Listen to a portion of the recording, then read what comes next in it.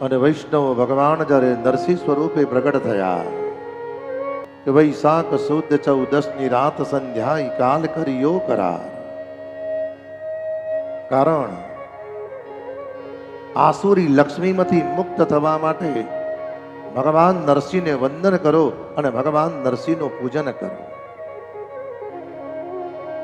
જે પણ ઘરની અંદર નૃસિંહ 14ના દિવસે લક્ષ્મી પૂજન થાય છે એ ઘરમાં કોઈ પણ દિવસ પાપાત્મક લક્ષ્મી આવતી નથી. હા, આપણે તો ખાલી કહ્યું ને, ગુજરાત અને મહારાષ્ટ્રમાં તો કેવળ ધનતેરસના દિવસે જ લક્ષ્મી પૂજન કરીએ છીએ. પણ કોઈક વાર દક્ષિણ ભારતમાં જજો છે, લક્ષ્મી પૂજન એક નહીં ભાઈ. સિદ્ધ લક્ષ્મી ને શ્રેષ્ઠ લક્ષ્મી જીવનમાં પ્રાપ્ત કરવી હોય તો શરદ પૂનમને દિવસે લક્ષ્મી પૂજન કરો ભાઈ. આસુરી સંપત્તિ મુક્ત થઈ ઐશ્વર્ય લક્ષ્મી પ્રાપ્ત કરી, એક નહીં તમારી 3 પેઢીનું કલ્યાણ કરવું હોય તો વામન દ્વાદશી કહ્યું ને કે ભગવાન વામનજીનું પ્રાગટ્ય થયું એ દિવસે લક્ષ્મી પૂજન કરો.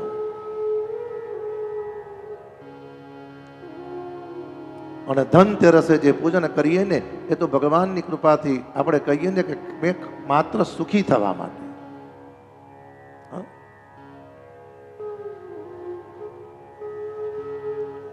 ભગવાનને ભયંકર ક્રોધ આવ્યો છે.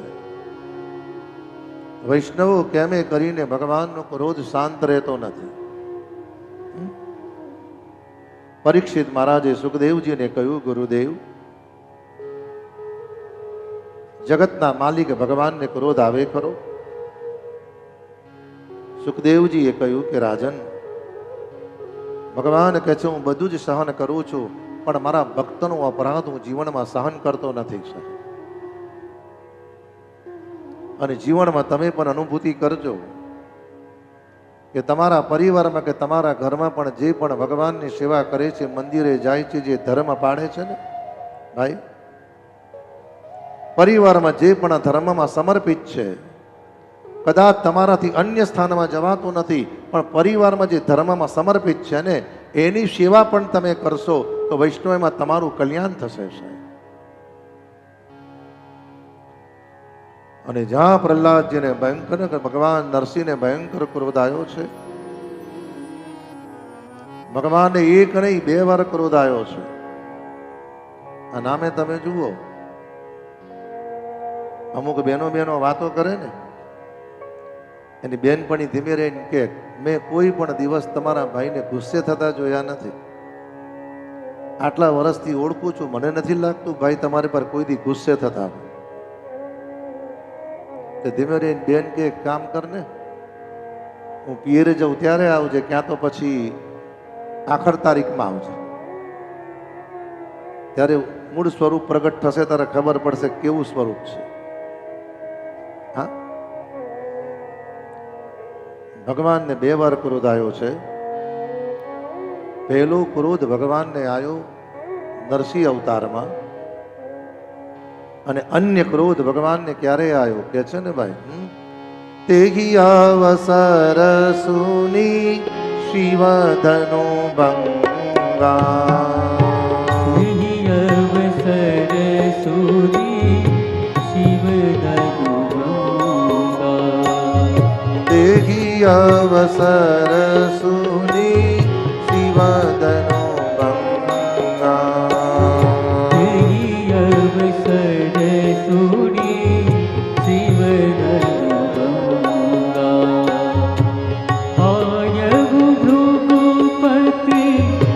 कमल पटूंगा, आयहु भृगुकुल कमल पटूंगा, तेहि अवसर सुनी शिवधनु भंगा, तेहि अवसर सुनी शिवधनु भंगा। जहाँ परीक्षित भगवान ने भयंकर क्रोध आए કેમ એ કરીને ભગવાનનો ક્રોધ રાજન શાંત રહેતો નથી. હા, કેમ એ કરી ભગવાનનો ક્રોધ શાંત રહેતો નથી. સર્વદેવોએ બ્રહ્માજીને કીધું,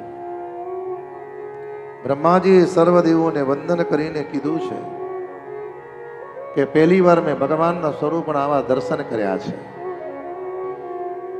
એટલે સર્વદેવો વૈષ્ણવો લક્ષ્મીજી પાસે આવ્યા. લક્ષ્મીજીને વંદન કરીને કહ્યું કે દેવી કરુણા કરો, જઈ અને ભગવાનનો ક્રોધ શાંત થાય એમ કરો. લક્ષ્મીજીએ કહ્યું કે હે દેવો, લગ્ન કર્યા પછી પહેલી વાર મેં આવા સ્વરૂપના દર્શન કર્યા છે, અને કદાચ જો ભૂલે ચૂકે હું જઈશ તો મારો એ વારો ચડી જશે. અને આમે તમે જુઓ કે ઘરમાં ભાઈ જ્યારે ગુસ્સામાં હોય ને ત્યારે બહેનોનો સ્વભાવ, બહેનો આગળ નહીં જાય, છોકરાને જ આગળ કરે. દીકરા તું જા. જગતના દેવોએ લક્ષ્મીજીને કહ્યું કે ગમે તેમ કરી ભગવાનનો ક્રોધ શાંત કરો, એક કામ કરો, તમે પ્રહલાદજીના નિકટમાં જાઓ અને પ્રહલાદજીને ગોદમાં બિરાજમાન કરો, અને ગોદમાં બિરાજમાન કરી અને પ્રહલાદજીના માથે હાથ ફેરવીને હૃદયે લગાડો અને ધીમે રહીને કહ્યો કે બેટા પ્રહલાદ જા, તારા પિતાનો ક્રોધ શાંત કર. લક્ષ્મીજી પધાર્યા. પ્રહલાદજીને લક્ષ્મીજીએ ગોદમાં બિરાજમાન કર્યા છે અને હળવે રહીને કહ્યું બેટા જા, તારા પિતાનો ક્રોધ શાંત કર. અને આમે તમે જુઓ કે ઘરમાં બંને જણને ઝઘડો થાય ને ત્યારે બેનો બે વસ્તુ પર ગુસ્સો ઉતારે. ક્યાં તો નવા કપરકાવી ઉપર, અને ઘરમાં જો નાનું છોકરું નજીક બેઠું હોય એનું જાય બને તારે લીધે હવે એને તારું હું બગાડીશ. હા, જ્યાં પ્રહલાદજીને ગોદમાં લીધા, પ્રહલાદના માથે હાથ ફેરવ્યો, બેટા પ્રહલાદ જા, જઈ અને તારા પિતાનો ક્રોધ શાંત કર. વૈષ્ણવો, ભગવાનના નેત્રમાંથી અશ્રુ પડતા નથી, ભગવાનના નેત્રમાંથી લોહીના બુંદ પડે છે. ભગવાને પુષ્પની માળા ધારણ નથી કરી, ભગવાને દૈત્યના આતેડાની માળા ધારણ કરી છે. પ્રભુએ એક ચરણ ઉમરા પર મૂક્યો ને એક ચરણ દૈત્યના મહેલમાં પધરાયો છે રાજન. અને હળવે રહીને કહ્યું, બોલ, રાત છે કે દિવસ છે? અને દૈત્ય જ્યાં ચિંતન કરવા ગયો ત્યાં ભગવાને પોતાના બંને સુકાઈ ગયેલા નખ દૈત્યના ઉદરમાં ઉતારી દીધા. હા, દૂરથી ભગવાને પ્રહલાદજીને આવતા જોયા છે. પ્રહલાદજી બંને હાથે કરકમળથી વંદન કરે છે. દૂરથી ભગવાને પ્રહલાદને આવતા જોયા. કે છે ને, બ્રહ્માદયમ સૂર્યગુણા મુનિયો સિદ્ધામ સતવૈકતાનમતયો વચસામ પ્રવાહૈ નારાદિતું ગુરુ ગણે રઘુનાતિ પિપ્રુ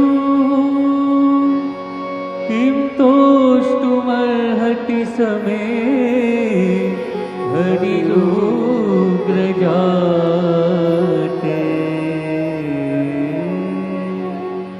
બેટા પ્રહલાદ આવ. ભગવાને પોતાના ગોદમાંથી દૈત્યને નીચે પધરાયા. બંને હાથ લંબાઈને ભગવાને પ્રહલાદજીને પોતાના નિકટમાં બોલાયા છે. એટલી જ વારમાં વૈષ્ણવો લક્ષ્મીજી પધાર્યા છે. નારાયણ અને લક્ષ્મીના વચમાં ભગવાને પ્રહલાદજીને બિરાજમાન કર્યા છે. અને વૈષ્ણવો, જેમ ગાય વાછરડાને જન્મ આપે અને જન્મેલા વાછડાને ગાય પોતાની જીભથી અને જીવહાથી ચાટે એમ ભગવાન પ્રહલાદના અંગને ચાટવા મળ્યા. અને ભગવાન જ્યાં પ્રહલાદજીના અંગને ચાટતા હતા અને હળવે રહીને પ્રહલાદને ભગવાને કીધું, બેટા પ્રહલાદ, દીકરા, મને તારું રક્ષણ કરવામાં થોડું મોડું થયું.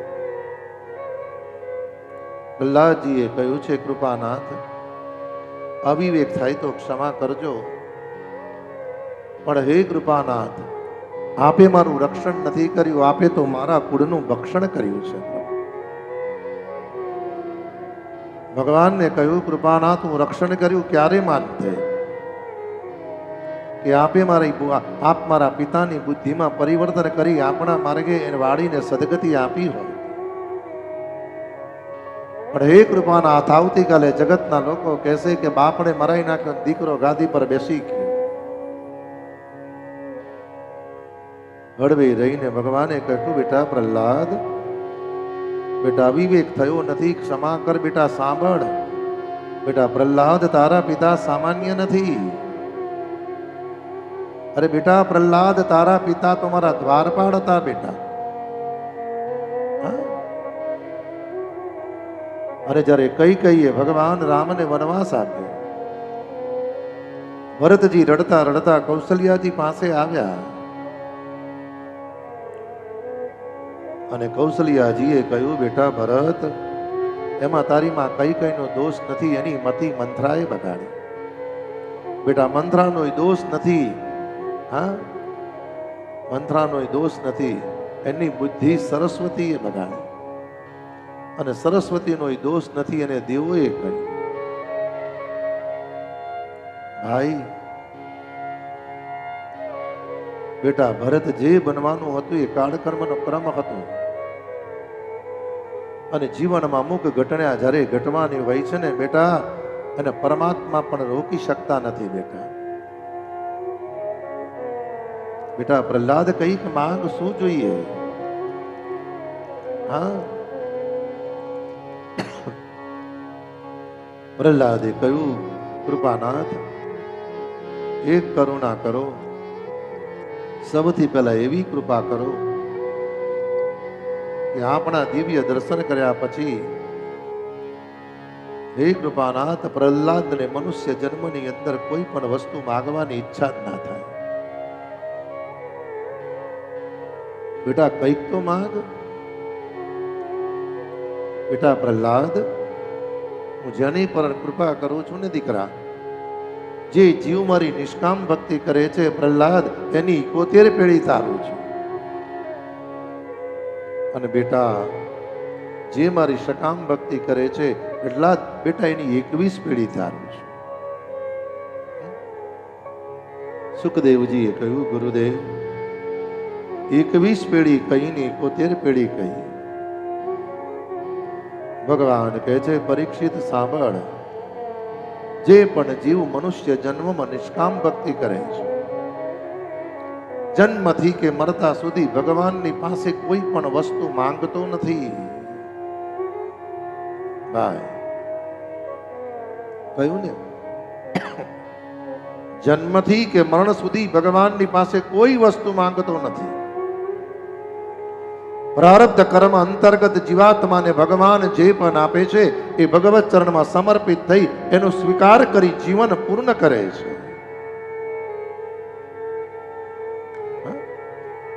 જે નિષ્કામ ભક્ત છે કે ભગવાન એવું કહેતો પણ નથી કે પ્રભુ મને આ મુશ્કેલી છે કે મને આ તકલીફ છે. બેટા પ્રહલાદ, એવા જીવની 21 પેઢી તારું છું. 21 પેઢી કઈ બેટા? 7 પેઢી મોસાળ પક્ષની, 7 પેઢી સાસરી પક્ષની અને 7 પેઢી બેટા પ્રહલાદ પિયર પક્ષની.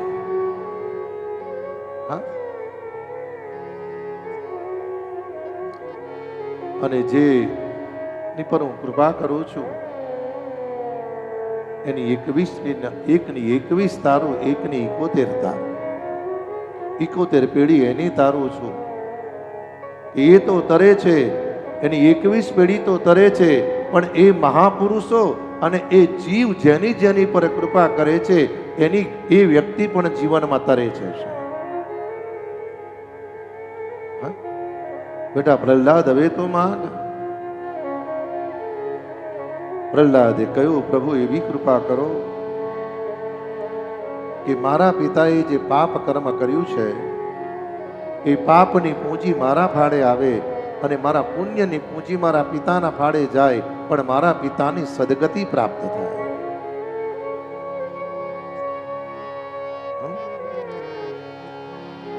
ભગવાને કહ્યું, બેટા પ્રહલાદ, તારું તો કલ્યાણ થશે, તારા પિતાની સદગતિ થશે, પણ કઈક માંગ.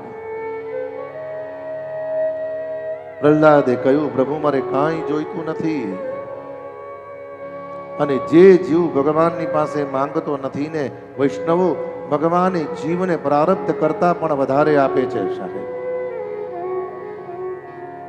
અમુકને તમે જીવનમાં જોજો કે મા બાપનો ભાગ ના જોઈતો હોય, પોતાનો ભાગ ના જોઈતો હોય, જે બધું છોડવા તૈયાર હોય છે ને એની લાજ ભગવાન રાખતો હોય છે. સાહેબ, ભલે ખિસ્સામાં રૂપિયો ના હોય, પણ સમયે તમારું કામ નીકળે ત્યારે સમજજો કે ભગવાન દ્વારિકાનાથ આપણી સાથે છે. સાહેબ, હા બેટા, કઈક તો માંગ. પ્રહલાદે કહ્યું, કઈ જોઈતું નથી. ભગવાને કહ્યું, બેટા પ્રહલાદ, હું તને આપું છું. તારે નથી જોઈતું ને, હું તને આપું છું. જા, આજથી તારા કુળમાં જે પણ જન્મશે એને કોઈ પણ દિવસ હું મારીશ નહીં. અને એ જ પ્રહલાદના કુળમાં વિમોચન, એ જ વિમોચનને ત્યાં બલી કે છે ને, અસ્વસ્થામાં બલી વ્યાસો હનુમાન વિભીષણ રૂપ પરશુરામસ્ય સપ્તેતાન ચિરંજીવ રૂપ પરશુરામસ્ય સપ્તેતાન ચિરંજીવ. વૈષ્ણવો હજુ પણ અસ્વસ્થામાં છે. અસ્વસ્થામાં બલી વ્યાસો હનુમાન વિભીષણ